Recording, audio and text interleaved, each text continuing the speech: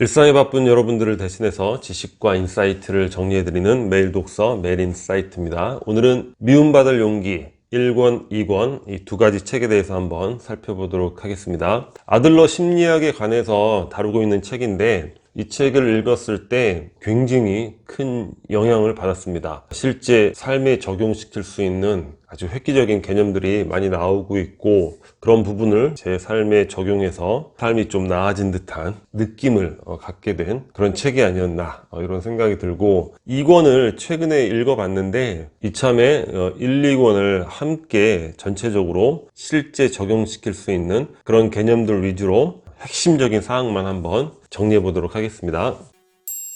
과제 분리라는 개념인데, 아들러 심리학에서 개인적으로 가장 멋지게 다가온 개념이 바로 과제 분리, 이 개념이 아닐까 싶어요. 그러니까 우리가 인생을 살아가는 데 있어서 각자의 과제가 있는데, 중요한 거는 타인의 과제를 나의 과제로 오해하거나 착각해서 많은 문제라든가 불행이라든가 이런 것들이 찾아온다는 거죠. 그리고 인간관계에 있어서의 스트레스라든가 이런 것들의 궁극의 원인도 바로 과제 분리를 제대로 인식하지 못하기 때문에 생기는 현상이다, 이렇게 아들러는 이야기를 하고 있습니다. 그런데 과제 분리라고 하면 냉정한 개인주의자로서의 삶을 살아야 되느냐, 이렇게 착각을 할 수가 있어요. 근데 그런 건 절대 아니고, 우리가 인간관계에 있어서 최선을 다해서 돕는 것, 이런 것들은 당연히 이제 필요하다는 거죠. 돕는 것은 돕는 것인데 그것이 개입이 되어서는 안 된다. 제가 이 개념에서 제 삶에 적용해서 크게 변화시킨 한 가지가 뭐냐면, 타인을 변화시키려는 그런 시도 그 자체를 하지 않게 되었다는 것. 그로 인해서 기존에는 많이 발생했던 다툼이라든가 갈등, 스트레스 이런 것들이 많이 이제 해결이 됐다는 거죠. 예전에는 진지한 조언 이런 걸로 인해서 타인을 어느 정도 변화시키는 것도 가능하지 않을까, 이런 생각을 많이 했죠. 근데 이 아들러 심리학을 접하면서 그거는 불가능한 거구나, 그런 것들을 이제 깨닫게 됐습니다. 변화라는 거는 내가 타인을 변화시킨다, 이런 거는 있을 수 없다는 거예요. 변화라는 거는 내적인 동기에 의해서 스스로 변화가 발생하는 것이지, 타자에 의해서 강압한다고 해서 변하고, 뭔가 변하는 행동을 그 앞에서 취할 수는 있겠죠. 근데 그거는 진정한 변화가 아니라는 겁니다.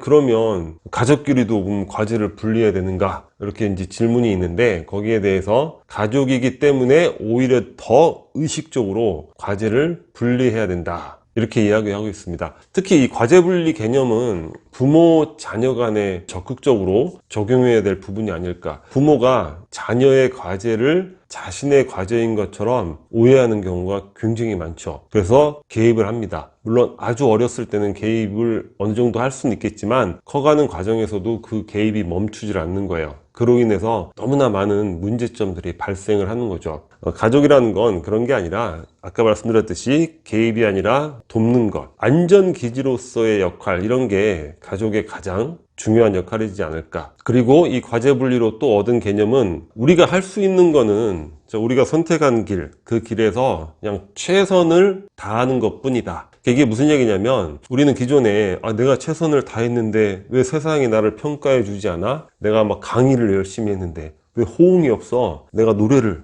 열심히 잘했는데 반응이 없어. 그러니까 세상의 평가, 관중의 호응, 이런 것들도 사실 다 타인의 과제라는 거죠. 나는 내가 맡은 역을 열심히 하면 될 뿐이고, 그걸 좋아서 호응을 하던 싫어서 반응이 없던 간에 그거는 다 타인들의 과제일 뿐이라는 거예요. 그러니까 타인들의 과제에 개입하려는 불가능한 욕구가 되는 거죠. 그래서 그런 것들을 구분하면 내가 내 과제에 그냥 최선을 다하면 된다, 이러한 뭔가 심리적인 평온함, 집중력, 이런 것들이 더 생기는 그런 효과가 있지 않은가, 이런 생각이 들고, 그럼으로써 인해서 우리는 타인의 과제에 개입하지 말아야 되고, 또 중요한 건 뭡니까? 내 과제에 타인을 개입시켜도 안 된다는 거예요. 그게 무슨 말이죠? 그러니까 내 삶의 기준을 자기 자신에게 두어야 한다는 거죠.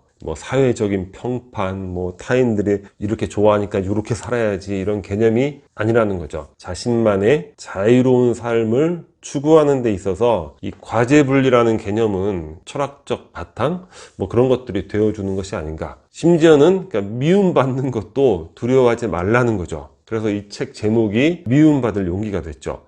이 책이 굉장히 오랫동안 베스트셀러 위치에 있었는데, 물론 책의 내용도 좋지만 아무래도 이 제목의 영향이 크지 않을까. 사람들이 항상 이 미움받는 것에 대한 굉장히 그 민감한 의식을 갖고 있잖아요. 그래서 뭔가 끌리는 마음도 있지 않았을까 이런 생각을 해보는데, 전체적으로 미움받을 용기라는 거는 과제분리라는 그런 개념들 속에서 자유로운 삶을 추구할 수 있는 용기, 그런 것들을 가져라, 이렇게 정리해보면 될 것 같습니다.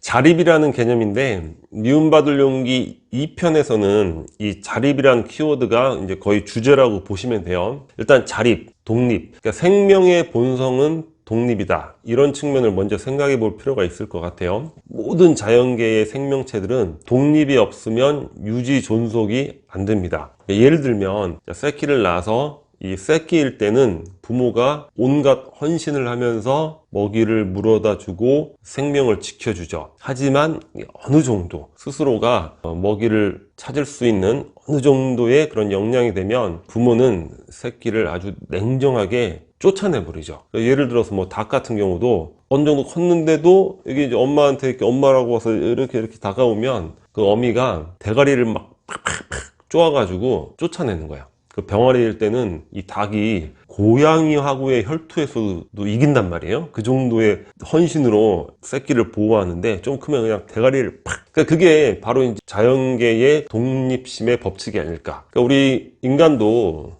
마찬가지잖아요. 우리도 뭐 자연의 일부니까 생명의 본성으로서의 독립심, 이런 거를 잘 이해를 해야 되지 않을까. 자, 이 책에 나오는 부분은 교육의 과정인데, 교육자나 부모의 간섭, 과보호, 뭡니까? 자립을 저해하는 거죠. 간섭과 과보호, 이런 것들이 어떠한 불행한 결과를 나타내는가, 이런 부분에 대해서 많은 할애를 하고 있습니다. 그러니까 독립적 인격체로서의 그런 교육을 시키지 못하면 나이가 먹어서 어른이 돼도 그런 간섭과 과보호 안에서만 커온다면 다른 사람의 지시가 없이는 아무 일도 못하는 그러한 미성숙한 존재로 남게 된다고 합니다. 그리고 간섭과 과보호의 그런 교육 과정에서 자녀의 또는 학생의 문제 행동이 발생을 한다는 거예요. 첫 번째는 칭찬을 요구하는 거죠. 칭찬을 얻기 위해서. 그다음에 주목 끌기. 그러니까 어떠한 제가 왜 저런 나쁜 짓을 하지? 근데 그 행동의 목적을 본다면 주목을 끌기 위한 그런 목적. 3단계로는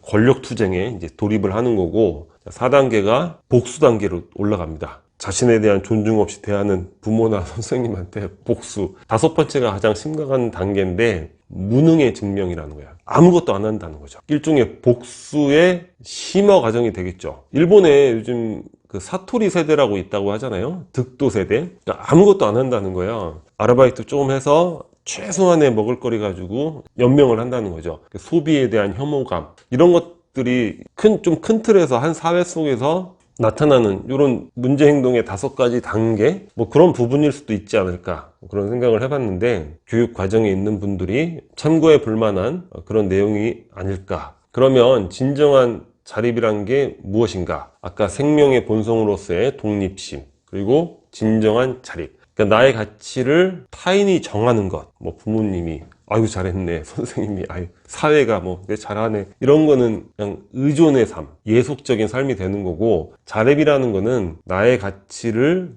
내가 정하는 것. 그러니까 진정한 자립을 하게 된다는 거는 내 가치를 인정받지 못한다 하더라도 거기에 발버둥 치지 않는 것, 주변에 그 누구가 성공을 일궈내도 거기에 동요하지 않는 것. 그러니까 나는 나의 운명, 또는 이 책 속의 개념으로 이제 과제라고 할 수 있겠죠. 나에게는 나만의 운명이 있고 나만의 과제가 있고, 그 속에서 자신만의 방법으로 삶을 즐길 줄 아는 것, 궁극의 자립이지 않을까, 이런 생각을 해봅니다. 그러니까 우리 만악의 군원 꼭 하지 말아야 된다, 늘 말씀드린 게 뭐죠? 비교, 이런 거 하지 말자고 하잖아요. 비교라든가 경쟁으로부터의 초월된 삶, 이런 것들이 한 인격체로서의 자립된 그런 삶이 아닐까. 자립이라는 개념에 대해서 한번 전체적으로 생각을 하면서 정리해 볼 수 있는 계기가 된 책인 것 같습니다.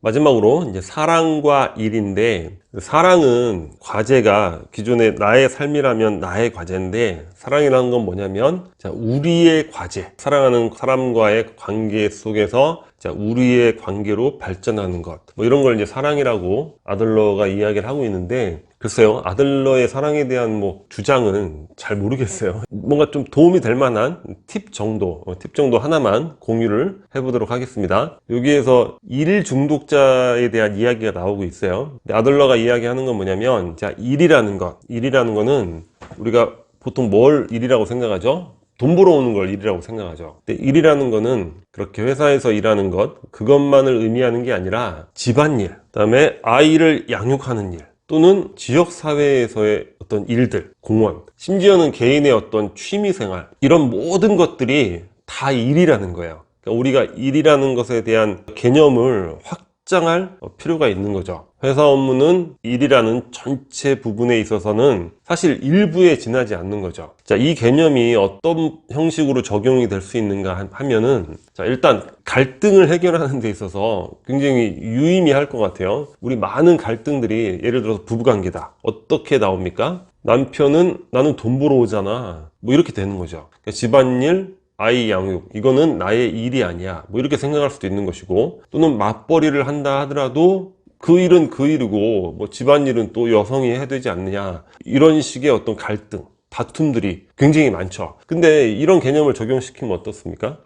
회사 일만 일이 아니라 이 집안일도 일이고 아이 양육도 일이고 다 일이네, 취미도 일이고. 그러니까 일이라는 전체적인 카테고리 속에서 내가 시간과 에너지를 배분해야 된다는 거예요. 회사 일에 나의 에너지, 시간을 전부 썼고 나서 번아웃 딱 돼가지고 집에서는 그냥 꼼짝도 안 하고 이렇게 되면은, 이거는 정상적인 일을 잘 해내고 있는 경우가 아니다, 이렇게 아들러는 이야기하고 있습니다. 그리고 또 뭐가 있을까요? 의미 부여의 차원이 좀 더 넓어질 것 같아요. 자, 일을 과연 회사 일이다 이렇게만 여기면 어떻게 됩니까? 요즘에 조기에 은퇴하시는 분들 굉장히 많죠. 명퇴라든가. 그럼 뭐예요? 나는 일이 없네, 나는 쓸모없는 인간이 됐네, 이러한 우울증을 겪고 있는 분들 굉장히 많죠. 그리고 뭐 전업주부, 뭐 심지어 이제 남편이, 그러니까 가정일을 한다거나 전업 남편이 된다거나. 근데 집안일을 일이라고 생각을 안 한다면 그것도 무의미해지잖아요. 나는 일이 없네, 뭐 이렇게 생각을 할 수 있는 것이고. 그리고 예를 들어서 뭐 교통사고가 나서 뭐 몸을 잘 못 쓰게 되는 이런 상황이 될 수도 있죠. 그럼 뭐 어떻게 됩니까? 회사를 못 가네? 그럼 쓸모없는 인간이 될 수도 있는 것이고. 근데 그렇지 않다는 거죠. 회사에서의 일만이 일이 아니다. 그러니까 내가 집안일을 통해서 가족의 다른 구성원들이 더 원활하게 생활할 수 있도록 돕는 일을 할 수도 있는 것이고, 또 지역사회에서의 일을 할 수도 있는 것이고, 손발이 자유롭지 못해도 그 안에서 또 내가 할 수 있는 일을 발견해낼 수 있다는 거죠. 그래서 이 일에 대한 개념들, 이런 부분들은 참고해 보시면 유용한 적용을 해볼 수 있지 않을까, 이런 생각을 해봤습니다. 자, 오늘 미움받을 용기 1권, 2권, 저에게도 상당히 의미가 있는 그런 책인 것 같습니다. 자, 오늘 영상은 여기서 마치도록 하겠습니다. 이 캐리커처가 구독 버튼이고요. 구독과 좋아요 많이 부탁드리겠습니다. 감사합니다.